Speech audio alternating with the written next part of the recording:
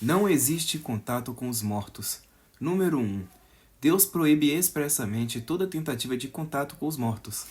Desde o Antigo Testamento, Deus condenou qualquer prática da necromancia, ou seja, tentativa de comunicação com os mortos. Isso não é uma questão cultural simbólica, é uma proibição direta, moral e espiritual. Não se achará entre ti quem consulte os mortos, pois todo aquele que faz tal coisa é abominação ao Senhor. Deuteronômio 18, do 10 ao 12. A tentativa de falar com os mortos é, na verdade, uma prática espiritual proibida, associada à idolatria e à rebelião.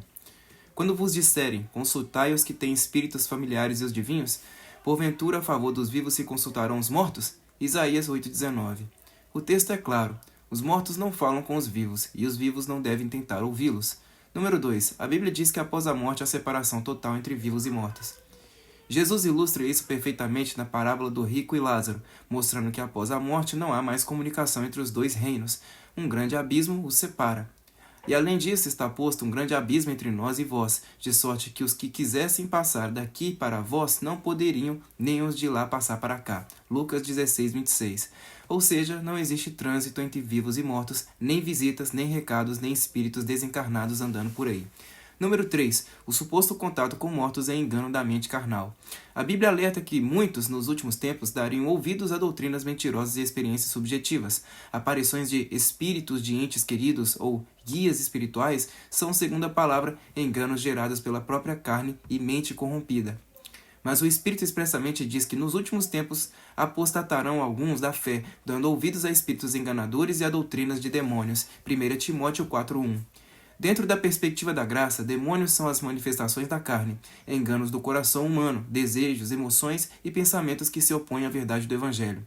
Ou seja, aquilo que muitos afirmam ser espíritos de mortos não são pessoas que viveram. São enganos da carne, frutos da religiosidade, da emoção ou da mente iludida. Número 4. Deus falou de forma definitiva por Cristo. Não há mais revelações pós-morte. A vida de Jesus é o ponto final da revelação de Deus à humanidade. Toda tentativa de buscar conhecimento espiritual fora de Cristo, incluindo consulta a mortos, é rejeição direta da nova aliança e da suficiência do Evangelho. Havendo Deus antigamente falado muitas vezes e de muitas maneiras aos pais, pelos profetas, a nós falou-nos nestes últimos dias pelo Filho. Hebreus 1, 1 e 2. A revelação de Deus foi encerrada na pessoa de Jesus, e nada mais pode ser acrescentado.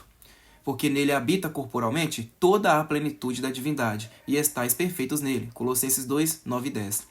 Tentar ouvir vozes do além ou buscar instruções por meio de mortos é negar a suficiência de Cristo e da palavra revelada. Isso é espiritualmente enganoso. Número 5. A palavra de Deus é completa, não se acrescenta revelações humanas ou carnais. Todo o conteúdo necessário para a vida, fé e salvação já foi dado nas Escrituras. A Bíblia é clara, não se pode acrescentar revelações ou experiências subjetivas ao que Deus já revelou. Nada acrescentes às suas palavras, para que não te repreenda e sejas achado mentiroso. Provérbios 30, 6.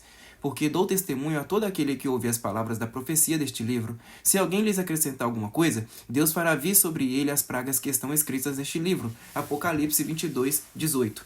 Relatos de cartas psicografadas, espíritos de parentes e ensinamentos do além são frutos da carne, da imaginação ou da religiosidade, e não têm lugar no Evangelho da Graça. 6. A vida cristã é pela fé, não por visões, sentimentos ou contatos espirituais. Deus não nos chama a viver pela experiência sensorial, nem por misticismo. Ele nos chama a viver pela fé na palavra de Cristo e não por supostas aparições, vultos ou mensagens espirituais. O justo viverá pela fé. Romanos 1,17. Andamos por fé e não por vista. 2 Coríntios 5,7. Viver pela fé e crer no Deus, disse em Cristo, mesmo que não vejamos, toquemos ou sintamos. A graça de Deus substitui o ritual, a visão, o contato sobrenatural, por confiança na palavra viva e imutável. Número 7. A única comunhão do Cristo é com Cristo e com os santos vivos. Não somos chamados a ter comunhão com os mortos, somos chamados a ter comunhão com Deus por meio de Cristo e com os irmãos vivos na fé. Porque há um só Deus e um só mediador entre Deus e os homens, Jesus Cristo, um homem. 1 Timóteo 2,5. Mas se andarmos na luz, como ele está na luz, temos comunhão uns com os outros. 1 João 1,7. Não há mediadores espirituais, espíritos guias, nem entes falecidos intercedendo ou guiando o povo de Deus. Tudo isso são criações humanas que desviam do foco em Cristo. Conclusão: conversar com mortos é mentira e engano da carne. De acordo com a Bíblia, não há comunicação entre vivos e mortos. Lucas 16, 26. Deus proíbe expressamente a prática. Deuteronômio 18, do 10 ao 12. Os mortos não têm mais participação neste mundo. Eclesiastes 9, 5 e 6. Qualquer tentativa de contato espiritual fora de Cristo é engano da mente carnal. 1 Timóteo 4:1. A revelação está completa e encerrada em Cristo. Hebreus 1:1 e 2. A fé cristã vive pela graça e pela fé, não por visões e experiências místicas. 2 Coríntios 5:7. Portanto, ver vultos, ouvir vozes ou conversar com mortos é uma mentira espiritual alimentada pela carne que se opõe à verdade do Evangelho. Em Cristo temos tudo, fora dele só confusão.